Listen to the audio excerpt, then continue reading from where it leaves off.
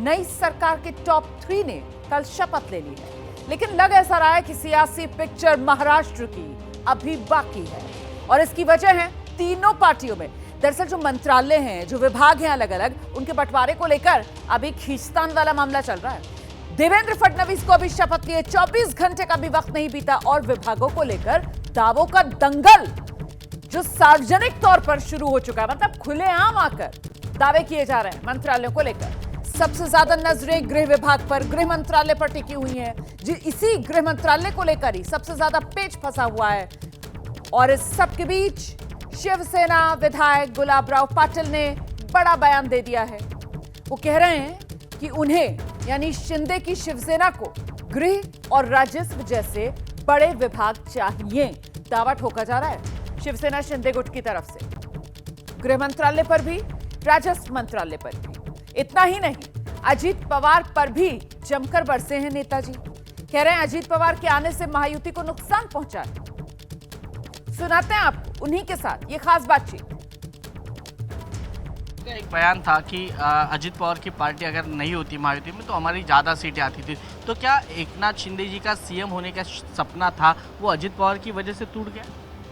ऐसा तो नहीं कहते हैं, लेकिन ये बात तो सच्चाई है कि यदि आधे पार्ट में अजीत दादा नहीं आते थे तो कम से कम 100 सीटें तो हम लड़ते थे, या ये सब 100 से ज़्यादा भी लड़ते थे, और 80-90 सीटें हमारी आती थी।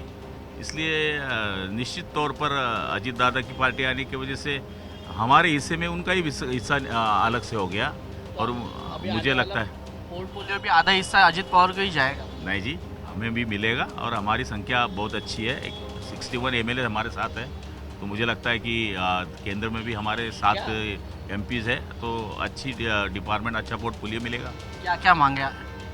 अभी तो होम मांगा है, महसूल मांगा है, देखते हैं क्या होता है। तो देखिए, गुलाबराव पाटिल के बयान को लेकर अब अजीत गुट की तरफ से प्रतिक्रिया आ रही है। अजीत गुट के विधायक हैं अमोल मिटकिरी, उन्हीं ने बड़ा बयान दे दिया है। गुलाबराव पाटिल समझदारी से बातचीत करें, ये नसीहत दे रहे हैं अमोल मिटकिरी। अजीत पवार ने जो राज्य को दिया वो सराहनीय है।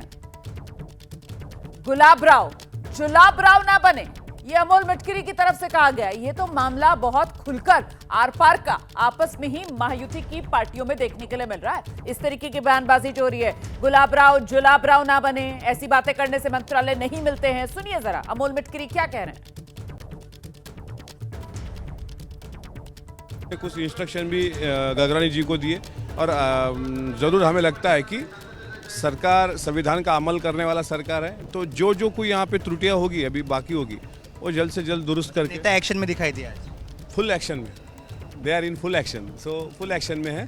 और तीनों भी एक साथ है, महायुति एक संघ है, इसलिए जहाँ जहाँ ऐसा लगता है कि कोई चीज़ों की ज़रूरत हो वहाँ वो उस टाइप का सपोर्ट जरूर करेंगे। गुलाबराव पाटिल कहते हैं कि डिप्टी सीएम पद ले लिया पर हमें गृह मंत्री और महसूल दोनों चाहिए।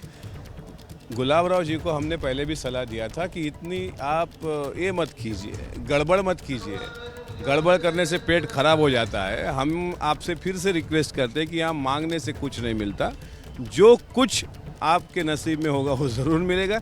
लेकिन आप बोलेंगे गृह चाहिए, फाइनेंस चाहिए, माननीय अजीत दादा ने इस महाराष्ट्र को एक आर्थिक शिस्त दी है, जिसे हम कहते हैं डिसिप्लिन दिया है, इकोनॉमिकल डिसिप्लिन, और वो ताकत खाली अजीत दादा में है और वो महायुति के वरिष्ठ नेता ठहराएंगे। मुझे तो शंका ये है कि गुलाबराव पाटिल इनका कैबिनेट मंत्री पद है या वो भी नहीं है। अगर इस तरीके से बेतुके बयान करेंगे तो उनको कैबिनेट में नहीं मिल पाएंगी। लेकिन मैं उनसे छोटा हूँ, फिर भी उनसे विनती करता हूँ कि गुलाबराव जी ही रहिए, जुलाबराव मत बनिए। अजीत पवार बीच में आने की वजह से नुकसान हुआ, हमें ज़्यादा सीट मिलती तो ज़्यादा जीतते, अच्छे पोर्टफोलियो भी आते, ऐसा सीधे सीधे गुलाबराव पाटिल कह रहे हैं। गुलाबराव पाटिल जी कुछ भी कहेंगे, उनको कहने का अधिकार है, संवैधानिक अधिकार।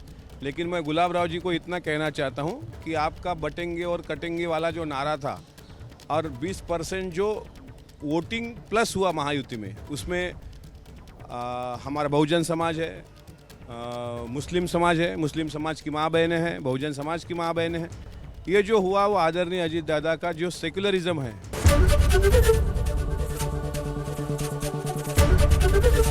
एबीपी गंगा, खबर आपकी, जुबान आपकी।